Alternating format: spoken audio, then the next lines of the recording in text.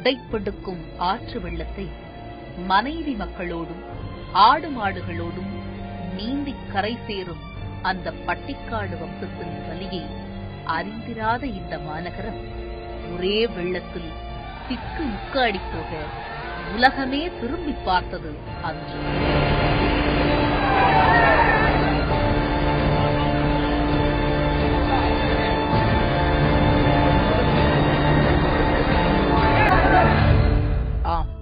சென்னை மழை வெள்ள பாதிப்புகளால் ஏற்பட்ட அதிர்ச்சி நம் நினைவு தாழ்வாரத்தில் எப்போதுமே உறங்கிக் கொண்டிருக்கும். அத்தகைய வலி நிறைந்த அதிர்வுகளை நேரடியாக சென்று படம் பிடித்ததில் மறு உயிர் பெற்ற மனிதர்களை சந்தித்தோம்.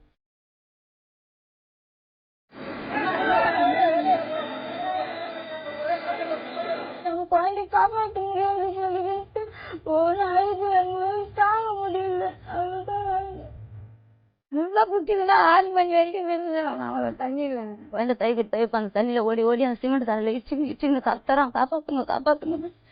என்னால எதுவுமே பண்ண முடியல. அந்த இடத்துல என் ஹைட்டு வந்துருச்சு தண்ணி, என்ன பண்ண முடியும்? நாங்க முன்னாடி ஓடுறோம், பின்னாடி தண்ணி வருது. ஓடணும், பின்னாடி ஓடியாந்து எங்களை அழிச்சிட்டு நிக்குது தண்ணி. எல்லாமே கேள்வி போடுறோம், அதுக்கப்புறம் நம்மளா அனுபவிக்கும் போது தான் அதனுடைய ஆழம் அதிகமாக தெரியுது.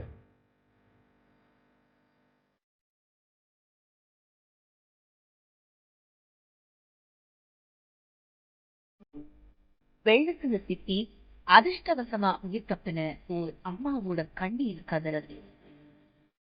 தன்னோட மகன் ஆற்று வெள்ளத்துல அடிச்சுக்கிட்டு போகும்போது மீண்டும் பிழைப்பானான்னு ஏக்கத்தோட பதறி நின்னப்போதான் அவரோட மகன் பார்த்திபன் காப்பாற்றப்பட்டிருக்காரு. இது பார்த்திபனுக்கு மறு உயிர்னு சொன்னா அது உண்மைதான். என்ன நடந்துச்சுன்னு அவர்கிட்டயே கேட்டோம். காப்பாத்து கட்டினான், அவன் மேல கொதியா நான் தான் அவன் காப்பாற்றுவான். குழந்தை தண்ணியில் நடு தண்ணியில் உட்காந்து குழந்தைதான் இல்லைன்னு தெரியும். வேற யாரும் குழந்தை மாட்டேன்ட்டு ஒன்றும் ஆகுது. நாங்கள் எங்களால் முடியல, குழந்தை காப்பாற்ற முடியாது சொல்லிட்டு ஒன்றும் ஆகுது, எங்களால் தாங்க முடியல.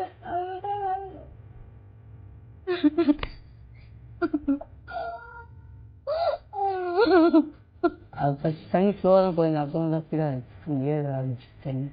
அங்கே கிடையாது ஒன்றாவது காப்பாற்றிடுவாங்க அப்படின்னு சொன்னாங்க. அப்போட நண்பர் நானே இறங்கிடுவேன், என் குழந்தைகிட்ட போயிடுவேன் அப்படின்னு சொல்லிட்டு யாரும் விட மாட்டேன்ட்டாங்க, போகக்கூடாது அப்படின்னு சொல்லிட்டு. முட்டி அளவுக்கு தண்ணீர் இருந்தப்போ வேடிக்கை பார்க்க நண்பர்களோட ஆற்று பகுதிக்கு போன பார்த்திபன் தன்னோட நண்பர்கள் ஆற்று வெள்ளத்துல சிக்கினதை பார்த்து அவர்களை காப்பாற்ற தானும் தண்ணிக்குள்ள குதிச்சிருக்காரு. ஆனா ஒரு கட்டத்துல அவரையே காப்பாத்திக்க முடியாம திணறி போனப்போதான் அவர் கும்பிடுற சாமி துணைக்கு நின்னதா சொல்றாங்க.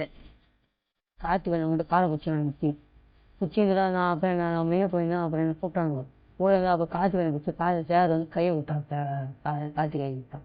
அப்புறம் அதை அவங்க விட்டாங்க. அப்புறம் நிறுவனம் நிற்க மாட்டேங்க, நிற்க முடியாங்க, தள்ளி விட்டு நின்று போய் அதான் சரிட்டு நான் எதிர்த்து குடிச்சேன். நான் குச்சி நிற்கிறேன். அப்புறம் தள்ளி விடுச்சு தண்ணி. அப்புறம் 2 அடி பிடிச்சான்.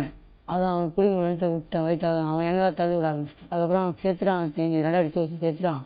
அப்போ சேர்த்து போயிட்டான். அப்போ நான் என்ன பண்ணி விட்டுட்டு நம்ம இதாகலான்ட்டு இது பண்ணிட்டேன். வருமா வராது சரி, கடவுளை தான் வேண்டுன்னு மெயின். அப்புறமா தான் கரை வரும்போது தான் எனக்கு தைரியமே வந்து என் குழந்தை நான் காப்பாற்றிட்டு எப்படின்னா அது பிறகுதான் அம்மா வாயிலிருந்து வந்த மாதிரி என் குழந்தை அதே ஆச்சின்னு வராங்க. அந்த மாலை இருக்கிறதுனால காப்பாத்திடுவாங்க, ஐயப்பன் தான் காப்பாத்துனாங்க அப்படின்னு சொல்லி. இன்னமும் பார்த்திபன் அந்த பயத்துல இறந்து விடுபடல.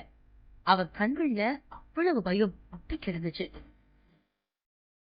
மகன் காப்பாற்றப்பட்டிருந்தாலும் அந்த கணம் எவ்வளவு ரணமா இருந்துச்சுன்னு அவங்க அம்மா சொல்லும் போது வலி இன்னும் அதிகரிக்கத்தான் செய்யுது. ஆள் உயரம் வளர்ந்திருந்தாலும் தன் மகனை குழந்தைன்னு மூச்சு 300 முறை அழைக்கிற அந்த தாயால அன்னைக்கு நடந்த விபத்தை மறக்கவே முடியல. சபரிமலை சாமிதான் தன்னை காப்பாத்தினதா சொல்லும் பார்த்திபனோட கதை ஒரு பக்கம் இருக்க, இதோ நம்பிக்கையில இன்னொரு மதத்தை சேர்ந்தவரும் தப்பி பழிச்சிருக்காரு. ஆமா, பொன்னேரி ஆலாடு பகுதியைச் சேர்ந்த நிர்மல் இதோ இங்க இருக்கிற இந்த அணையில சிக்கி உயிருக்கு போராடி மீண்டு வந்திருக்காரு. வாழ்க்கையில இப்படி ஒரு நிலை வரும்னு அவங்க கனவுலையும் நினைச்சு பார்த்திருக்க மாட்டாங்க. தன்னோட அம்மா ஷியாமளாவோட மாடு ஓட்டிக்கிட்டு போனப்பதான் அந்த பயங்கரம் நடந்திருக்கு. எப்படி ட்ரை பண்ணாலும் வெளியே வர முடியல. ப்ரெஷரா எந்த சைடு ட்ரை பண்ணாலும் இடிக்குது, கல்லுல தான் இடிக்குது, மற்றபடி வெளியே வர முடியும்.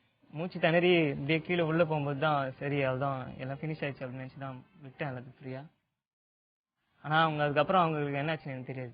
நான் போறதுக்குள்ள சரண்ராஜும் பரதம் தண்ணியில மூழ்கி போயிட்டாங்க. அவங்கள நான் கண்ணில் பார்க்கவே இல்லை. குழந்தை தைப்பு அந்த தண்ணியில ஓடி ஓடி அந்த சிமெண்ட் தரையில இச்சிங்க கத்துறோம், காப்பாத்துங்க காப்பாத்துங்க. என்னால எதுவுமே பண்ண முடியல அந்த இடத்துல. அந்த ஒரு கொப்பு விட்டு கத்துற ரோட்ல நின்று. அதுக்கப்புறம் பெரிய பெரிய ஆளுங்களும் ஓடி வந்து என்கிட்ட இந்த கயிறு வாங்கி போட்டு குழந்தை உயிரோடு தூக்கி எடுத்து ஹாஸ்பிட்டல் வச்சிருந்தாங்க. ஒரு வாரம் இந்த புதன்கிழமை கூட்டின்னு போய் சேர்த்தா அடுத்த புதன்கிழமை டிஸ்சார்ஜ் பண்ணாங்க. அப்பத்துல இருந்து மறுபடியும் வீட்டுக்கு கூட்டினத்துக்கு பயந்துக்கு நான் இருக்கிற நிலைமை அது மாதிரி இருக்குது. ஒரு இடத்துல வீங்கி போகுது, ஒரு இடத்துல நோவுதுன்றான், ஒரு இடத்துல வலிக்குதுன்றான். நேற்று எடுத்து எக்ஸ்ட்ரால கூட ரத்தம் கட்டிருக்குன்னு சொல்லிட்டு போயிட்டு வந்துக்குது. சரி இங்கே வச்சு ஒரு 10 நாளைக்கு பாத்துக்கலாம், குழந்தை இப்படி அலறான்னு சொல்லிட்டு அங்கேயே விட்டு வச்சு பாத்துங்கிற மேடம். 9ஆம் தேதி வந்தேன். ஆனா இது வரைக்கும் நிம்மதியா தூங்கணும்னு பாத்தீங்கன்னா 2 days தான் இங்க வந்து தூங்குறாங்க. ப்ரேயர் பண்ணாங்க, அதனாலதான் தூங்கினேன் நிம்மதியா. இவங்க எல்லாம் இருக்காங்க அப்படின்ற ஒரு தைரியம். கூடயே பழகி இருந்தாங்க எங்க அண்ணன் எனக்கு கூட.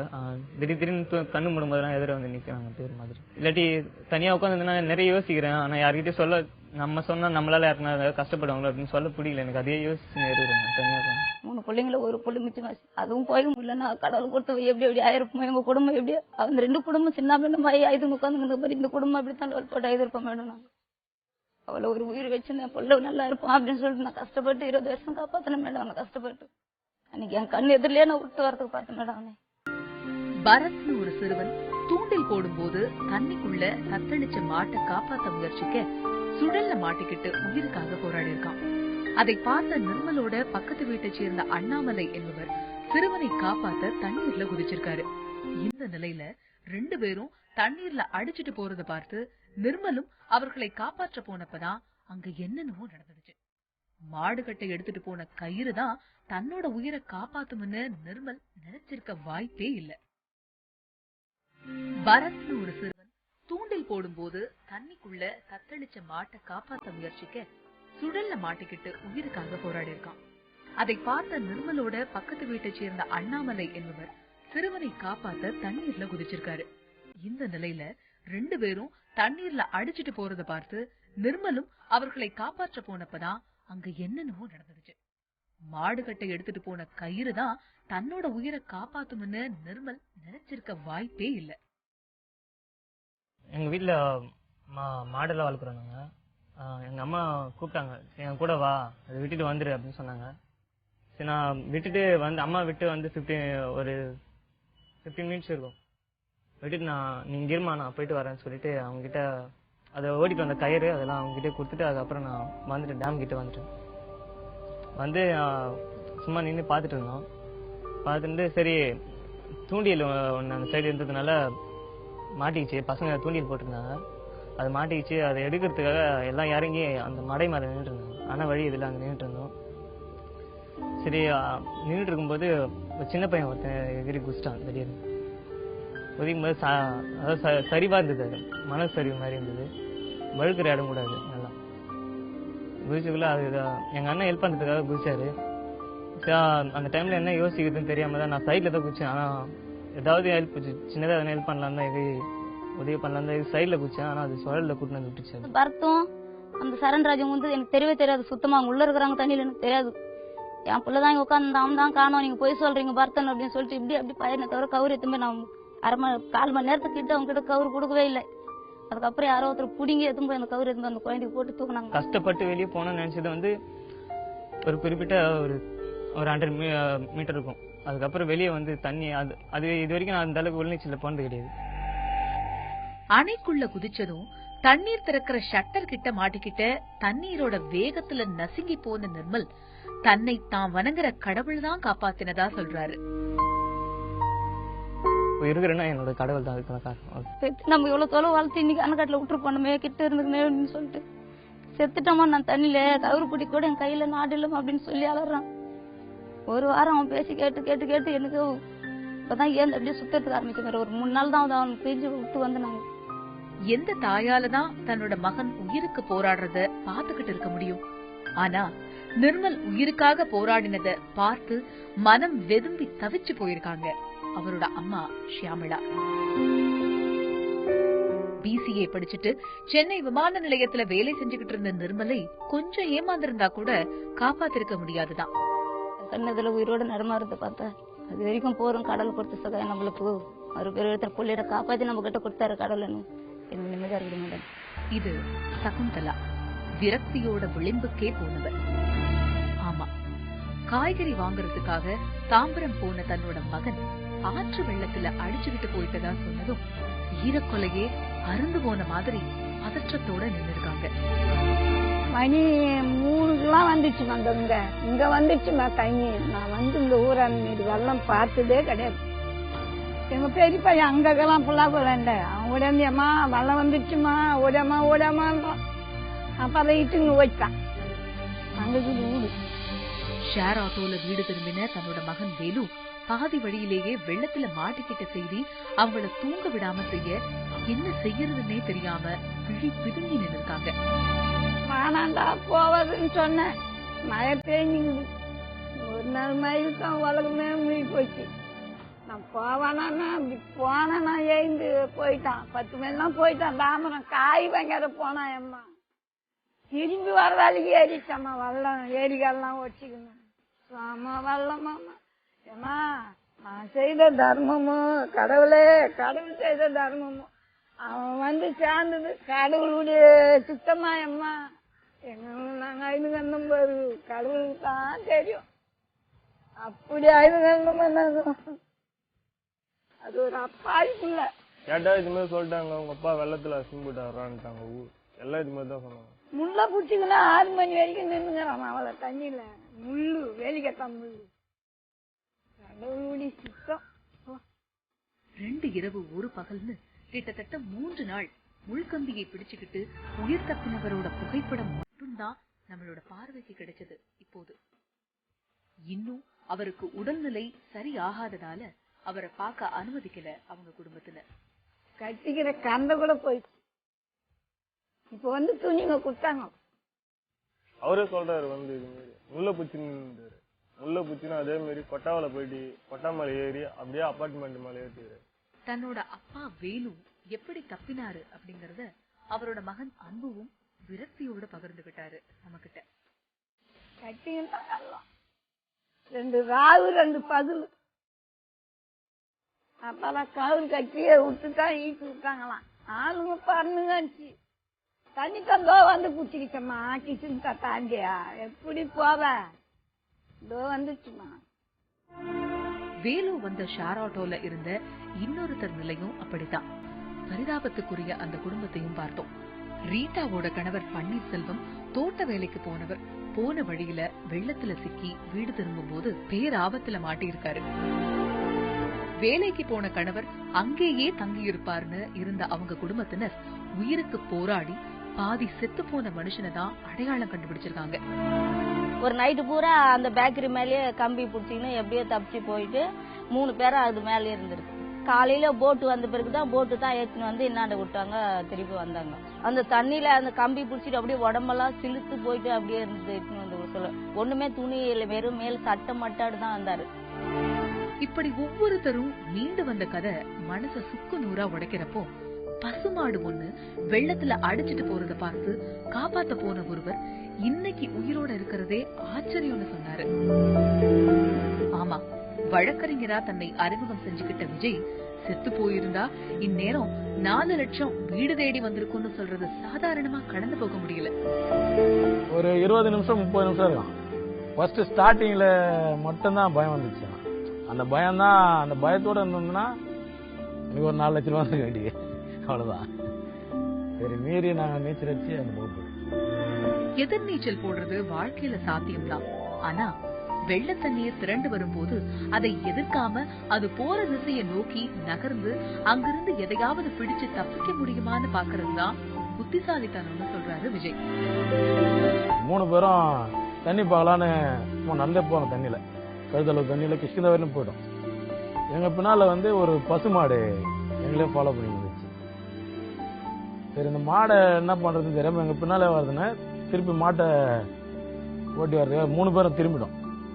3 பேரும் திரும்பும்போது கிருஷ்ணகிரி போகும்போது போயிட்டோம். வரும்போது தண்ணி அதிகமாக திரும்பி வர்றது கஷ்டமாயிடுச்சு. மாடு ரோட்டை விட்டு கீழே இறங்கிச்சு கழிஞர். அதுக்கப்புறம் எப்பல் மூவ் பண்றவரு ஒரு டவுல் போட்டிருந்தாரு. அந்த டவுலை பிடிச்சி மாட்டை வலிச்சு மேலே எடுத்துட்டோம். மேலே எடுத்துட்டு கொஞ்ச நேரத்துல சின்ன பள்ளத்துல நான் காலை விட்டேன். காலை விட்டு தான் ஸ்லிப் ஆயிடுச்சு. ஆட்டோமேட்டிக்கா நீச்சல் அடிக்க ஆரம்பிச்சிட்டோம். அந்த எதிர் நீச்சல் நம்ம வாட்டர் தண்ணி தூக்கும் போது நம்மளுக்கு தெரில, நடக்கும் போது இருந்த இது ஸ்லிப் ஆனதுமே ஒண்ணுமே புரியல. அந்த டைம் நீச்சலாம் அடிக்க முடியல. எதிர நான் பாக்குறோம், அவள் தான் மிஸ் ஆயிட்டான் போல. அவரும் ஹெல்ப் பண்ண முடியாத கண்டிஷன். பக்கத்துல இருக்கிறாரு, நான் எதிர் நீச்சல் போட்டு அவர் பிடிக்க முடியல. எவ்வளவு போராடி பார்த்தோம், நம்மளாலே முடியல. நானே பயந்துட்டேன். அந்த சமயம் பயம் வந்துச்சு. சரி, நம்ம உயிர் நீ போயிடும் அப்படின்ற எண்ணம் வந்துச்சு அந்த செகண்ட்ல.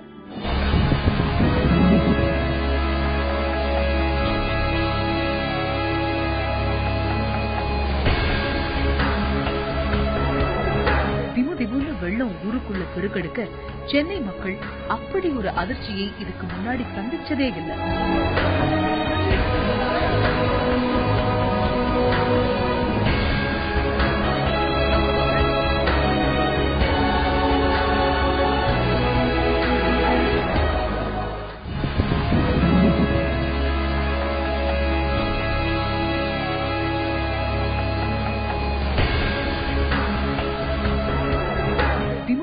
வெள்ளம் ஊருக்குள்ள பெருக்கெடுக்க சென்னை மக்கள் அப்படி ஒரு அதிர்ச்சியை இதுக்கு முன்னாடி சந்திச்சதே இல்லை.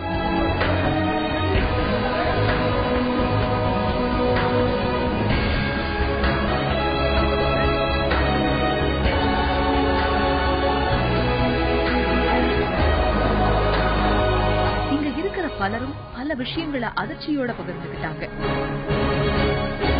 எல்லாமே கேள்விப்படுறோம். அதுக்கப்புறம் நம்மளா அனுபவிக்கும் போது தான் அதனுடைய ஆழம் அதிகமாக தெரியுது. அப்பா அம்மா எல்லாம் நம்மளும் பேஸ் பண்ணிதான், தங்கச்சி எல்லாமே. சரி, நம்ம ஒரு ஆள் போயிட்டா மொத்தமாக முடிஞ்சிடும், அந்த பயம் இருந்தது. அதுக்கப்புறமா கொஞ்சம் நார்மல் ஆயிடுச்சு. பொன்னேரி பக்கம் போனப்போ நம்மள சூழ்ந்துகிட்ட அந்த பகுதிவாசிகள் அவங்க சந்திச்ச இன்னல்களை ஒவ்வொன்னா சொல்லும் போது மனம் அதரத்தான் செய்யுது. ஆயிட்டு வந்துருச்சு தண்ணி, என்ன பண்ண முடியும்? தூக்கிக்கிட்டு ஓட ஓட ஓட பின்னாடி எங்களை விரட்டுது தண்ணி. நாங்க முன்னாடி ஓடுறோம், பின்னாடி தண்ணி விரட்டுது. எங்க உயிர் தான் எங்களுக்கு முக்கியம். இருந்தாதானே நாங்க காப்பாற்ற முடியும். ஓடு ஓடுன்னு ஓடணும், பின்னாடியும் ஓடியாந்து எங்களை அழிச்சிட்டு நிக்குது தண்ணி. இதோ இங்க நிக்கிற இந்த வயசான பெரியவர் சென்னை வெள்ளத்துல தன்னோட மனைவியை கண் முன்னாலேயே இழந்துட்டு கிட்டத்தட்ட அவரும் செத்து பழைச்சிருக்காரு. வீட்டு சீலிங் ஃபேனை புடிச்சுக்கிட்டு உயிர் தப்பின அந்த சம்பவம் அன்பவும் கொடுமையானது. தன்னோட மனைவி முடக்கா வெள்ள தண்ணீரை குடிச்சு கடைசி உயிரை வழி அனுப்பி வைக்கும் போது எப்படி ஒரு கணவரால அதை பார்த்துட்டு இருக்க முடியும்? ஆனா வேற வழி இல்ல. தானும் இறந்து போயிட்டா தன் மகள் அனாதையாகிடுவார்னு பயந்து உயிரை கையில பிடிச்சுக்கிட்டு இருந்திருக்காரு இந்த பெரியவர். தண்ணி அதிகமா வந்துட்டு எங்களுக்கு கலத்துக்கு வந்துருச்சு. எனக்கு என் சப்தம் குடிக்கிற அளவுக்கு தண்ணி வந்துச்சு. அது வேற வழி இல்லை. நான் ஜாக்கெட்டை பிடிச்சிட்டு இருக்கேன், அந்த அம்மா என் கையை பிடிச்சிட்டு இருக்காங்க. இதுக்கு இடையில தண்ணி அந்த அம்மா குடிச்சிட்டாங்க. 3 மடக்கு குடிச்சாங்க. நல்லா மடக்குன்னு குடிச்சாங்க. குடிச்சிட்டு பார்த்தாங்க, கொஞ்சம் நாங்க வெளியே என் கையை விட்டுட்டாங்க. அப்படி கீழே சென்னையை புரட்டி போட்ட அந்த வெள்ளச் சுவடு இன்னும் ரணமா தான் இருக்கு. பெயர் ஜெபமாலை, வயசு 81. இவரது மனைவி மேரி புஷ்பம் தான் இறந்து போனவர். பெருங்களத்தூர் பக்கத்துல இருக்கிற பாரதி நகர்ல ரொம்பவும் சந்தோஷமா வாழ்ந்து வந்துட்டு இருந்த இந்த வயசான தம்பதி தன்னோட கடைசி காலகட்டத்துல இப்படி ஒரு வலிய அனுபவிக்கணும்னு கனவுல கூட நினைச்சு பார்த்திருக்க மாட்டாங்க. ஜெபமாலைக்கு கிட்டத்தட்ட இது மறு உயிர் தான். செத்து பிழைக்கிறதுன்னு சொல்லுவாங்களே, அதுதான் நடந்திருக்கு. வீட்டுல யாரும் இல்லாதப்ப திமுன்னு நுழைஞ்ச வெள்ளத்துல சிக்கிய இந்த 2 பேரும் தங்களை காப்பாத்த சொல்லி கத்துனது யாருக்கும் கேட்கல. உடவைய கையிலாக்கி அதையே பிடிச்சிட்டு இருந்தப்போதான் மனைவி மேரி புஷ்பம் தடுமாறி தண்ணியில விழுந்து உயிரை விட்டுருக்காங்க. அந்த கொடுமைய அவர்கிட்டயே கேட்டோம். நானும் போயிருப்பேன். ஆனா இந்த பொண்ணுக்காக அப்ப மனசுல இவ்வளவு கஷ்டத்துலயும் என் பொண்ணுக்கு யாரு ஆதரவு இல்லையே, அந்த பையனுக்கு ஆதரவு இல்லையே, நம்மளாவது உயிரோட இருக்கணும்ட்டு முயற்சி பண்ணி நான் இதெல்லாம் பார்த்தேன். எங்க இந்த கயிறுகள் எல்லாம் பார்த்துட்டு கத்திட்டே இருந்தேன். அப்புறம்தான் அவருக்கு ஆள் அனுப்பிச்சு என்னை 8 மணிக்கு அவர் வெளியே கொண்டு வந்தார். ஜெபமாலை தைரியமானவர் தான். 82 வயசுல திடகாத்திரமா இருந்ததால தப்பி பிழைச்சிருக்காரு. மரணத்தின் விளிம்புல சில மனிதர்கள் மட்டுமல்ல, பல ஊர்கள் தப்பி பிழைச்சிருக்கு. சாக்காடு புதிதில்லைதான், அனுதினமும் செத்து பிழைப்பவனுக்கு. ஆமா, இழந்தது அதிகம், பெற்றதும் அதிகம். இனிமேலும் இப்படி ஒரு வலி வேண்டவே வேண்டாம்.